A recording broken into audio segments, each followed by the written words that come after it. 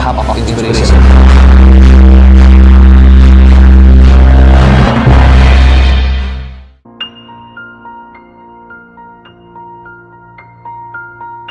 Pemirsa, masih bersama saya Bong Chandra dalam program acara A Cup of Inspiration. Seperti yang kita sudah belajar di segmen yang pertama dan segmen yang kedua, di segmen yang ketiga saya akan membahas ada 2 poin yang kita harus lakukan supaya harga kita sebagai manusia jadi jauh lebih mahal. Poin yang pertama adalah kita harus mampu mengubah kegagalan menjadi kesuksesan. Apa yang saya maksud dengan mengubah kegagalan menjadi kesuksesan? Mari kita lihat seorang bos ya dari sebuah perusahaan bernama Post-it. Kita lihat ternyata bos dari perusahaan ini pertama kali itu tidak berencana untuk membuat sebuah kertas memo. Awalnya ia ingin mencoba membuat lem paling kuat di dunia. Ternyata pada saat diuji coba di sebuah kertas, ditempel di sebuah tembok, ternyata lemnya bukan adalah lem paling kuat di dunia. Ternyata lem tersebut justru sangat nemble, sangat lemah dan gampang lepas. Namun karena dia sudah terlanjur membuat lem paling kuat di dunia dan ternyata jadi lem paling lemah di dunia, dia pikir sayang kalau dibuang. Akhirnya dia mencoba untuk mengubah kegagalan menjadi kesuksesan. Kertas-kertas tadi itu dijadikan sebagai memo untuk pengingat dia, baik untuk reminder meeting, ya reminder untuk makanan misalkan ditaruh di kulkas dan lain sebagainya, ditaruh di layar komputer, di laptop dan lain sebagainya. Ternyata dari kegagalan tersebut akhirnya muncul sebuah ide. Kalau misalkan reminder ini atau kertas memo ini berguna untuk saya, pasti kertas memo ini juga berguna buat orang lain yang sering kali lupa harus ngapain, to-do listnya seperti apa. Akhirnya muncullah sebuah perusahaan dengan omset yang sangat besar bernama Post-it. Jadi kalau kita bisa lihat ternyata untuk bisa menjadikan kita manusia yang lebih mahal, kita harus mampu mengubah kegagalan menjadi kesuksesan. Contoh yang kedua, krisis di Amerika Serikat, krisis global yang terjadi di Amerika Serikat tahun 2007 membuat banyak perusahaan besar bangkrut. Sebut saja Lehman Brothers, ya, kemudian beberapa asuransi terbesar di Amerika pun juga crash, ya, juga bangkrut. Nah, pada saat itu perusahaan berlomba-lomba memecat dan mem-PHK karyawannya. Ada yang memecat 2.000 karyawan, ada yang memecat 1.500 karyawan, bahkan ada yang memecat seluruh karyawannya. Pada saat itu semua orang menghemat uangnya. Pada saat itu orang semuanya adalah banyak yang terjadi pengangguran di mana-mana. Nah, dari masalah tersebut ternyata kalau bisa kita fokus, solusi seperti apa? Kalau kita fokus, apa yang bisa kita pelajari dari kejadian buruk tersebut? Ternyata kita bisa memperoleh benefit. Jadi kalau kita fokus sama masalahnya, kita akan dapat masalahnya. Kalau kita fokus sama solusinya, kita akan dapat solusinya. Ternyata ada sebuah perusahaan yang mampu mengubah krisis tadi menjadi peluang. Perusahaan ini bergerak di bidang jasa pemecatan karyawan. Ini perusahaan yang sangat unik sekali. Jadi perusahaan ini membantu perusahaan-perusahaan besar yang merasa kesulitan mem-PHK akibat krisis ribuan karyawan. Dan tentu saja untuk mem-PHK karyawan kita perlu kemampuan personal yang baik, kita perlu kemampuan psikologi yang baik. Nah, dengan cara seperti itu orang yang dipecat, yang di-PHK tidak mengalami sakit hati. Nah, akhirnya perusahaan ini justru mengalami profit yang luar biasa. Dan perusahaan ini pernah difilmkan dalam film Up in the Air dan sangat populer di tahun 2008 atau 2009. Nah, jadi kalau misalkan kita ingin jadi manusia yang lebih mahal, kita perlu belajar mengubah masalah kita menjadi peluang. Nah, bagaimana dengan Pak Bong Chandra? Saya juga pernah mengalami ketika saya kuliah desain grafis di Universitas Binus. Saya membuat sebuah tugas namanya teori warna. Pada saat saya membuat tugas tersebut, saya bikin dari jam 3 sore sampai jam 3 pagi. Ada pepatah yang mengatakan orang yang kuliah desain grafis itu nggak pernah tidur, ya, karena nggak pernah mimpi buruk. Nah, kalau misalkan kita lihat, ketika saya kerjain tugas dari jam 3 sore sampai jam 3 pagi, tugasnya sudah selesai 90% kurang lebih. Dan kemudian saya harus kuliah jam 6.20, ya, 6.20 saya harus berangkat, 7.20 saya mulai kuliah. Tiba-tiba waktu saya mau ke toilet, kaki saya menendang cat poster, dan tugas saya yang sudah selesai 90% itu tumpah. Anda bisa bayangkan betapa sakit hatinya saya saat itu. 90% tugas saya kerjakan dari jam 3 sore sampai jam 3 pagi, sudah 90% jadi tumpah hanya karena saya ingin ke toilet. Nah, banyak orang berpikir, ya sudahlah, udah pasti nilai tersebut jelek, atau mendingan nggak usah dikumpul. Tapi saya fokus bagaimana mengubah masalah menjadi peluang, mengubah kegagalan menjadi kesuksesan. Apa yang saya lakukan? Apa yang saya kerjakan saat itu? Jam 6 pagi, saya pergi ke rumah sahabat saya. Dia punya rumah lantai 2. Saya berdiri di terasnya, kemudian saya taruh buku gambar saya yang sudah awur-awuran, yang sudah berantakan dengan tumpahnya cat tersebut. Lalu saya taruh di lantai bawah, saya pergi ke lantai 2, lalu saya tetesin ya cat poster berwarna-warni dari lantai 2 ke lantai 1. Teman saya tanya, kamu buat apa, Bong?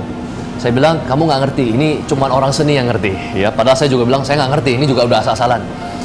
Dia tanya, ini buat apa? Saya bilang, ini saya mau buat hasil karya abstrak, saya bilang. Abstrak apa, teman saya bilang? Saya jawab asal-asalan, saya bilang, natural. Karena kan memang tumpah itu kan natural.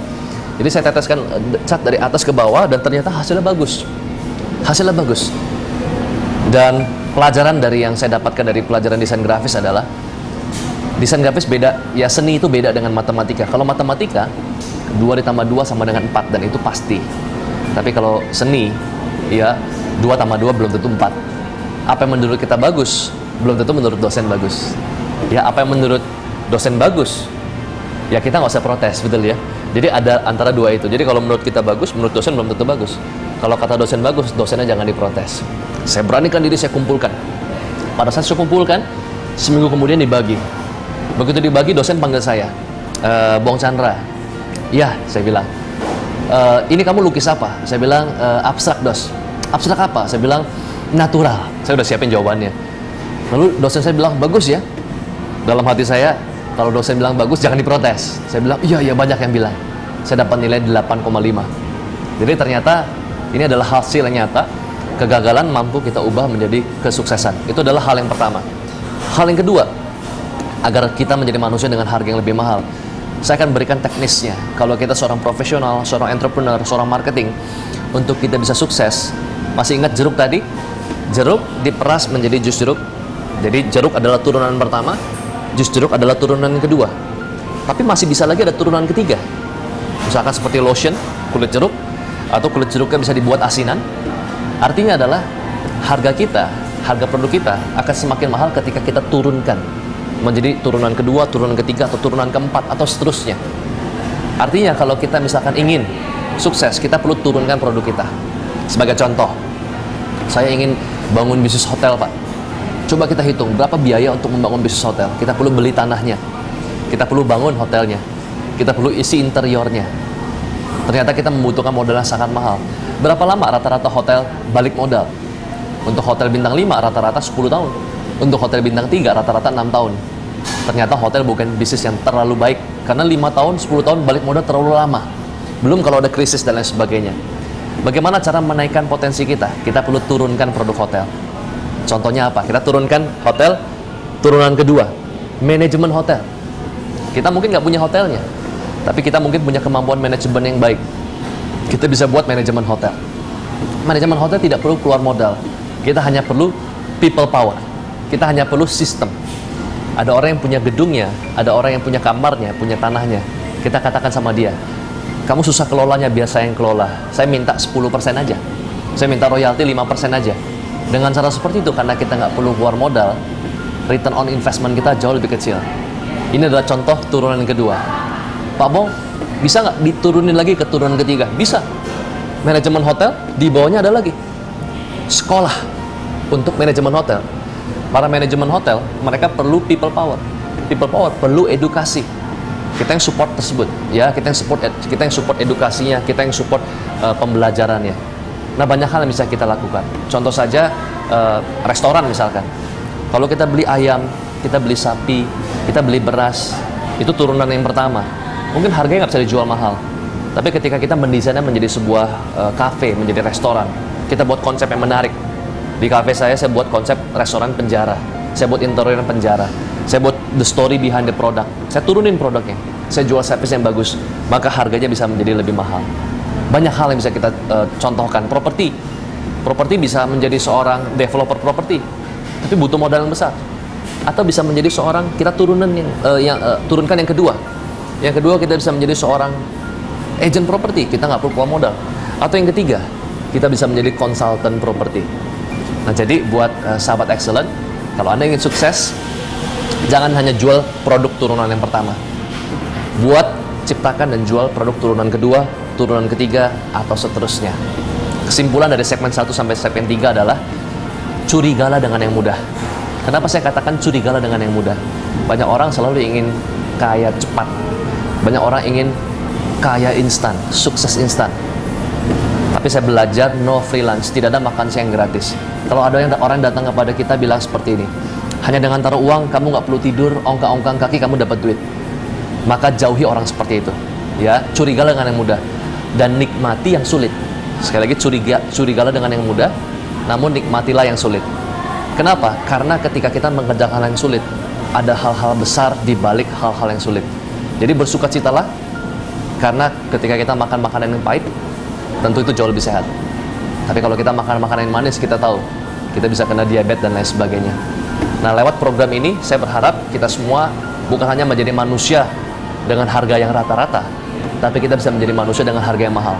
Syaratnya hanya satu, beranilah untuk melawan arus. Kenapa ikan salmon harga lebih mahal daripada yang lain? Karena ikan salmon terus melawan arus. Jadilah kaum minoritas, kerjakan apa yang tidak dikerjakan orang lain, maka besok Anda akan mendapatkan apa yang tidak didapatkan orang lain.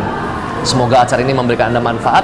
Sampai jumpa di acara yang berikutnya dalam acara A Cup of Inspiration, sebuah program yang memberikan Anda inspirasi dan motivasi. Saya Bong Chandra, see you at the top. Strive for excellence.